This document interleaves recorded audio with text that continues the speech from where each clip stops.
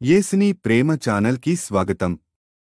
దయచేసి ఈ ఛానల్ని లైక్ చేయండి, షేర్ చేయండి, సబ్స్క్రైబ్ చేయండి. Telugu daily audio Bible Ezra గ్రంథము 3వ అధ్యాయము. 7వ నెలలో ఇశ్రాయేలీలు తమ తమ పట్టణములకు వచ్చిన తరువాత జనులు ఏకమనస్సు గలవారై యెరూషలేములో కూడి యోజాదాకు కుమారుడైన యేషూవయును, యాజకులైన అతని సంబంధులను, షయల్తీయేలు కుమారుడైన జెరుబ్బాబెలును అతని సంబంధులను లేచి దైవజనుడైన మోషే నియమించిన ధర్మశాస్త్రమునందు వ్రాయబడిన ప్రకారముగా దహన బలులు అర్పించుటకై ఇశ్రాయేలీల దేవుని బలిపీఠమును కట్టిరి. వారు దేశమందు కాపురస్తులైన వారికి భయపడుచు ఆ బలిపీఠమును దాని పురాతన స్థలమున నిలిపి దాని మీద ఉదయమునను అస్తమయమునను యెహోవాకు దహన బలులు అర్పించుచూ వచ్చిరి. మరియు గ్రంథమును బట్టి వారు పర్ణశాలల పండుగను నడిపించి ఏ దినమునకు నియమింపబడిన లెక్క చొప్పున ఆ దినపు దహన బలిని విధి చొప్పున అర్పింపసాగిరి. తరువాత నిత్యమైన దహన బలిని, అమావాస్యలకును, యెహోవా యొక్క నియామకమైన పండుగలకును ప్రతిష్ఠితమైన దహన బలులను ఒక్కొక్కడు తెచ్చిన స్వేచ్ఛార్పణలను అర్పించుచూ వచ్చిరి. 7వ నెల మొదటి దినము నుండి యెహోవాకు దహన బలులు అర్పింప మొదలుపెట్టిరి. అయితే యెహోవా మందిరము యొక్క పునాది అప్పటికి ఇంకనూ వేయబడలేదు. మరియు వారు కాశ్యవారికిని వడ్రవారికిని ద్రవ్యమునిచ్చిరి. అదియుగాక పారసీక దేశపు రాజైన కోరెషు తమకు సెలవిచ్చినట్లు దేవదారు మ్రాణులను లెబానోను నుండి సముద్రము మీద యొప్పే పట్టణమునకు తెప్పించుటకు సీదోనీయులకును తూరు వారికిని భోజన పదార్థములను, పానమును, నూనెను ఇచ్చిరి. యెరూషలేములో నుండు దేవుని యొక్క మందిరమునకు వారు వచ్చిన 2వ సంవత్సరము 2వ నెలలో షయల్తీయేలు కుమారుడైన జెరుబ్బాబెలును, యోజాదాకు కుమారుడైన యేషూవయును చెరలో నుండి విడిపింపబడి యెరూషలేమునకు వచ్చిన వారందరూ పని ఆరంభించి 20 సంవత్సరములు మొదలుకొని పై ఏడు గల లేవీయులను యెహోవా మందిరము యొక్క పనికి నిర్ణయించిరి. యేషూవయు అతని కుమారులను, అతని సహోదరులను, కద్మీయేలును అతని కుమారులను, హోదవ్యా కుమారులను, హేనాదాదు కుమారులను, వారి కుమారులను, లేవీయులైన వారి బంధువులను దేవుని మందిరములో పనివారి చేత పనిచేయించుటకు నియమింపబడిరి. శిల్పకారులు యెహోవా మందిరము యొక్క పునాదిని వేయుచుండగా ఇశ్రాయేలు రాజైన దావీదు నిర్ణయించిన విధి చొప్పున తమ వస్త్రములు ధరించుకొనిన వారై యాజకులు బాకాలతోనూ ఆసాపు వంశస్థులకు లేవీయులు చేయు తాళములతోనూ నిలువబడి యెహోవాను స్తోత్రము చేసిరి. వీరు వంతు చొప్పున కూడి యెహోవా దయాళుడు, ఇశ్రాయేలీల విషయమై ఆయన కృప నిరంతరము నిలుచునని పాడుచు యెహోవాను స్తుతించిరి. మరియు యెహోవా మందిరము యొక్క పునాది వేయబడుట చూచి జనులందరూ గొప్ప శబ్దముతో యెహోవాకు స్తోత్రము చేసిరి. మునుపటి మందిరమును చూచిన యాజకులలోను, లేవీయులలోను, కుటుంబ ప్రధానులలోను వృద్ధులైన అనేకులు ఇప్పుడు వేయబడిన ఈ మందిరము యొక్క పునాదిని చూచి గొప్ప శబ్దముతో ఏడ్చిరి. అయితే మరి అనేకులు సంతోషము చేత బహుగా అరచిరి. ఏది సంతోష శబ్దమో ఏది దుఃఖ శబ్దమో జనులు తెలుసుకొనలేకపోయిరి. జనులు గొప్ప ధ్వని చేసినందున ఆ శబ్దము బహుదూరము వినబడెను. ఎజ్రా గ్రంథము 4వ అధ్యాయము. అంతటా యూదా వంశస్థులకును బెన్యామీనీయులకును విరోధులైన వారు, చెర నివారణ అయిన వారు ఇశ్రాయేలీల దేవుడైన యెహోవాకు ఆలయమును కట్టుచున్న సంగతి విని జెరుబ్బాబెలు నొద్దకును పెద్దలలో ప్రధానుల యొద్దకును వచ్చి, మీరు ఆశ్రయించున్నట్లు మేమును మీ దేవుని ఆశ్రయించు వారము. ఇచ్చటికి మమ్మను రప్పించిన అష్షూరు రాజైన ఏసర్హద్దోను యొక్క కాలము మొదలుకొని మేము యెహోవాకు బలులు అర్పించువారము. మేమును మీతో కలిసి కట్టెదమని చెప్పిరి. అందుకు జెరుబ్బాబెలును యేషూవయును ఇశ్రాయేలీయుల పెద్దలలో తక్కిన ప్రధానులను మీరు మాతో కలిసి మా దేవునికి మందిరమును కట్టుటకు నిమిత్తము లేదు, మేమే కూడుకొని పారసీక దేశపు రాజైన కోరెషు మాకిచ్చిన ఆజ్ఞ ప్రకారము ఇశ్రాయేలీల దేవుడైన యెహోవాకు మందిరమును కట్టుదమని వారితో చెప్పిరి. దేశపు జనులు యూదా వంశస్థులకు ఇబ్బంది కలుగజేసి కట్టుచున్న వారిని బాధపరిచిరి.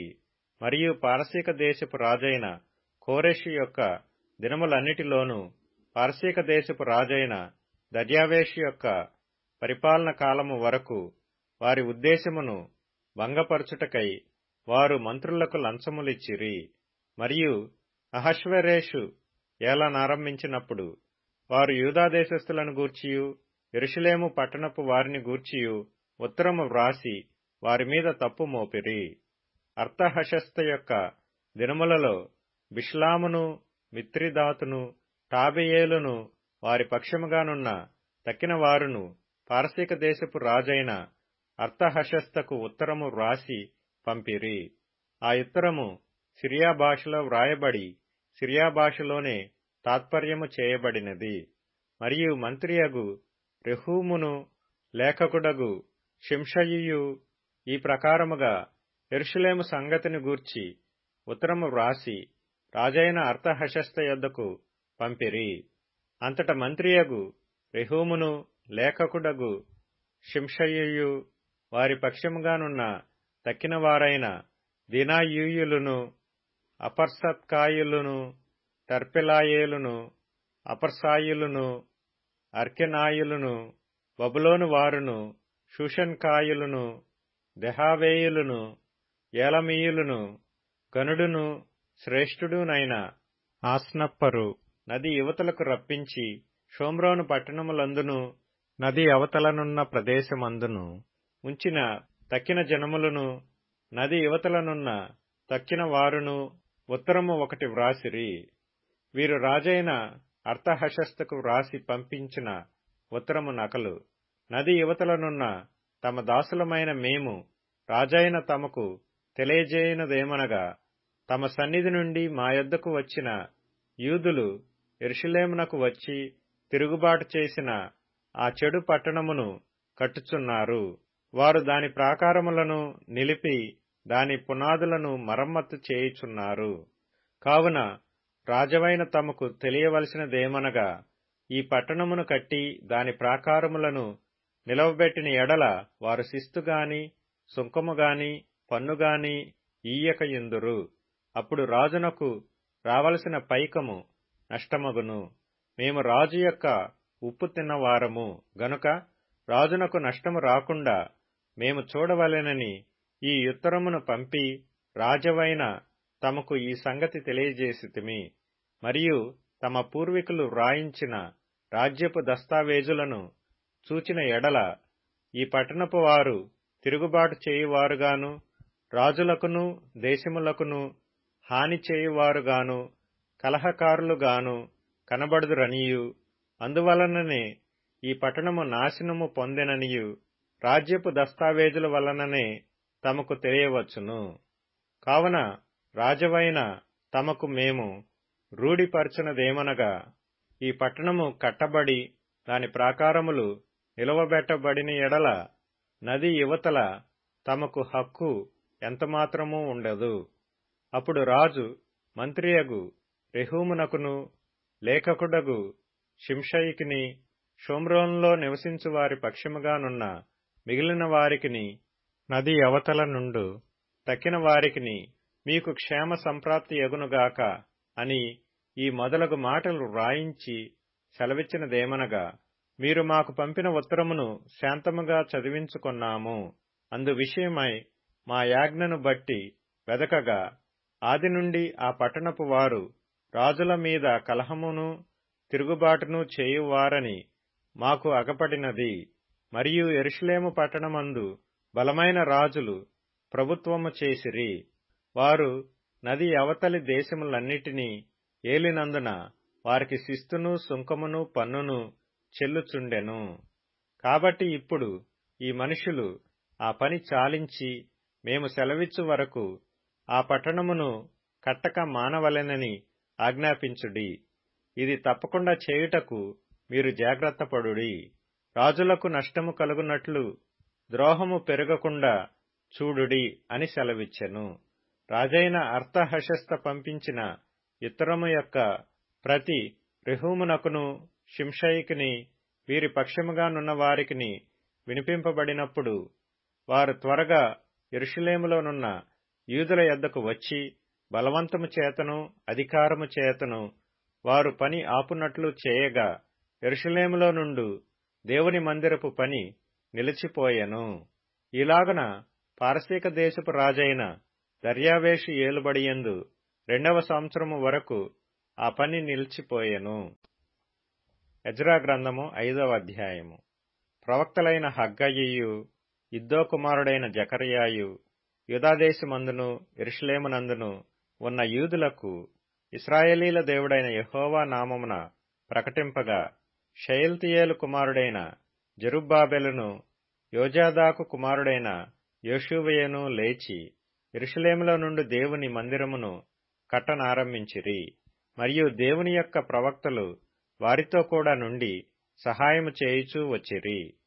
అంతటా నది యువతల అధికారి అయిన తత్తెనయ్యును షతర్బోజ్నయ్యును వారి పక్షముననున్న వారును యూదుల యొద్దకు వచ్చి, ఈ మందిరమును కట్టుటకును ఈ ప్రాకారమును నిలుపుటకును ఎవరు మీకు సెలవిచ్చిరని అడుగగా, ఈ కట్టడమును చేయించిన వారి పేరులు మొదలైన సంగతులను మేము వారితో చెప్పితిమి. యూదుల దేవుడు వారి పెద్దల మీద తమ దృష్టి ఉంచినందున ఆ సంగతిని గూర్చి దర్యావేషు ఎదుటికి వచ్చువారు ఆజ్ఞనొందు వరకు అధికారులు వారిని పని మాన్పింపలేదు. నది యువతల అధికారి అయిన తత్తెనయ్యును షతర్బోజ్నయ్యును నది యువతల నుండి వారి పక్షముగానున్న అపెర్సకాయులను రాజైన దర్యావేషునకు పంపిన ఉత్తరము నకలు.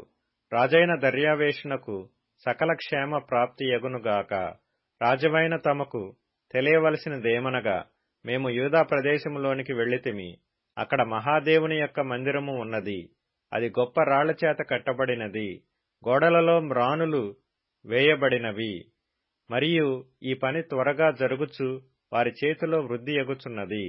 ఈ మందిరమును కట్టుటకును ఈ ప్రాకారములను నిలుపుటకును ఎవరు మీకు సెలవిచ్చిరని మేము అక్కడనున్న పెద్దలను అడిగితిమి. వారిలో అధికారులైన వారి పేళ్లు వ్రాసి తమకు తెలియజేయుటకై వారి పేళ్లను అడుగగా, వారు ఈలాగున ప్రత్యుత్తరమిచ్చిరి. మేము భూమి ఆకాశముల దేవుని యొక్క సేవకులమై అనేక సంవత్సరముల క్రిందట ఇశ్రాయేలీలలో నొక గొప్ప రాజు కట్టించి నిలిపిన మందిరమును మరలా కట్టుచున్నాము. మా పితరులు ఆకాశమందలి దేవునికి కోపము పుట్టించినందున ఆయన వారిని కల్దీయుడైన నెబుకద్నెజరును బబులోను రాజు చేతికి అప్పగించెను. అతడు ఈ మందిరమును నాశనము చేసి జనులను బబులోను దేశములోనికి చెరపట్టుకొని పోయెను. అయితే బబులోను రాజైన కోరెషు ఏలుబడిలో మొదటి సంవత్సరమందు రాజైన కోరెషు దేవుని మందిరమును తిరిగి కట్టుటకు ఆజ్ఞ ఇచ్చెను. మరియు నెబుకద్నెజరు యెరూషలేమందున్న దేవాలయములో నుండి తీసి బబులోను పట్టణమందున్న గుడిలోనికి కొనిపోయిన దేవుని మందిరపు వెండి బంగారు ఉపకరణములను రాజైన కోరెషు బబులోను పట్టణపు మందిరములో నుండి తెప్పించి తాను అధికారిగా చేసిన షేష్బజరు అనునతనికి అప్పగించి, నీవు ఈ ఉపకరణములను తీసుకుని యెరూషలేము పట్టణమందుండు దేవాలయమునకు పోయి దేవుని మందిరమును దాని స్థలమందు కట్టించుమని అతనికి ఆజ్ఞ ఇచ్చెను. కాబట్టి షేష్బజరు వచ్చి యెరూషలేములో నుండు దేవుని మందిరపు పునాదిని వేయించెను. అప్పటి నుండి నేటి వరకు అది కట్టబడుచున్నను ఇంకనూ సమాప్తి కాకుండా ఉన్నది. కాబట్టి రాజవైన తమకు అనుకూలమైతే బబులోను పట్టణమందున్న రాజు యొక్క ఖజానాలో వెదికించి యెరూషలేములో నుండు దేవుని మందిరమును కట్టుటకు రాజైన కోరెషు నిర్ణయము చేసినో లేదో అది తెలుసుకుని రాజవైన తమరు ఆజ్ఞ ఇచ్చి ఈ సంగతిని గూర్చి తమ చిత్తము తెలియజేయగోరుచున్నాము. యోహాను సువార్త 20వ అధ్యాయం. ఆదివారమున ఇంకనూ చీకటిగానున్నప్పుడు మగ్దలేనే మరియ పెందలకడ సమాధి యుద్ధకు వచ్చి సమాధి మీద ఉండిన రాయి తీయబడి ఉండుట చూచెను. గనుక ఆమె పరుగెత్తుకుని సీమోను పేతురునొద్దకు యేసు ప్రేమించిన మరియొక శిష్యుని యొద్దకును వచ్చి ప్రభువును సమాధిలో నుండి ఎత్తికొని పోయిరి, ఆయనను ఎక్కడ ఉంచిరో ఎరగమని చెప్పెను.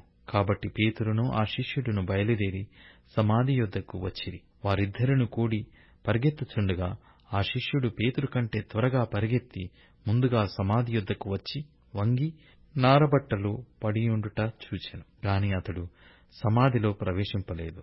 అంతటి సీమోను పేతురు అతని వెంబడించి వచ్చి సమాధిలో ప్రవేశించి నారబట్టలు పడియుండుటయు ఆయన తల రుమాలు నారబట్టల యొద్ద ఉండక వేరుగా ఒకచోట చుట్టిపెట్టియుండుటయు చూచెను.